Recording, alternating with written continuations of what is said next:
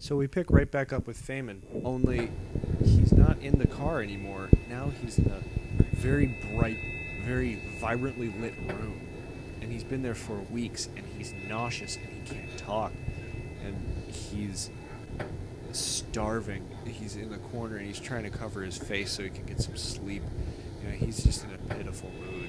And while Faimond's usually able to keep a gravitas or an aura around him that just is attractive toward other people, he doesn't have the energy for this. In reality, he's a brooding, angry kind of dude.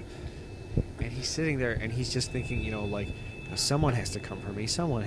Everyone knows who I am. I'm famous. Someone has to come looking. He starts getting these visions of people coming in to save him. And as he's feeling this, the door turns and the door finally opens. And he's been there for at least a week. In walks in this skinny black Argonian with an Argonian helmet and red eyes. And this is just the most terrifying thing. He's starving, he's thirsty, he hasn't slept in forever, and this terrifying thing comes in. And he's like, what are you? What are you doing here? And he goes, the real question you should be asking me is, what am I doing here with you? Don't you want to know what's going to happen to you? Fine, what's going to happen to me? He goes, do you know how many people, capitalist pigs like you, have ruined? How many lives are destroyed? Do you know what happens in solar mines? And he goes,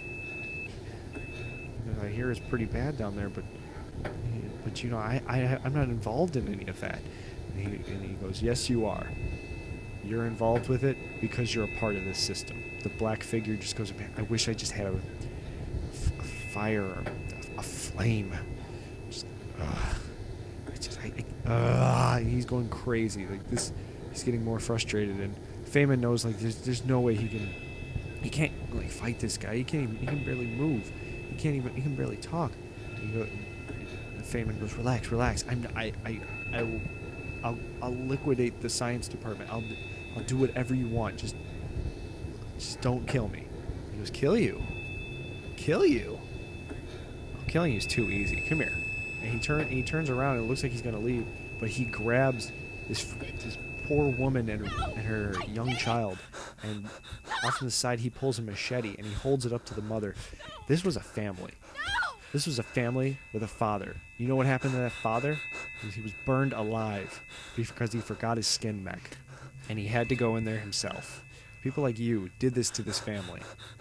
People like you are the reason that these broken homes exist. He goes, I didn't do any of that, and it was enough talking. And he pulls the machete away and he stabs the little boy. He goes, this boy will have a better afterlife than any life than you capitalists can live today. And from that he gets up and he leaves. And Faimond, who's just incredibly weak and just distraught, runs to this kid, and he tries to stop the bleeding. And that's where we end the episode.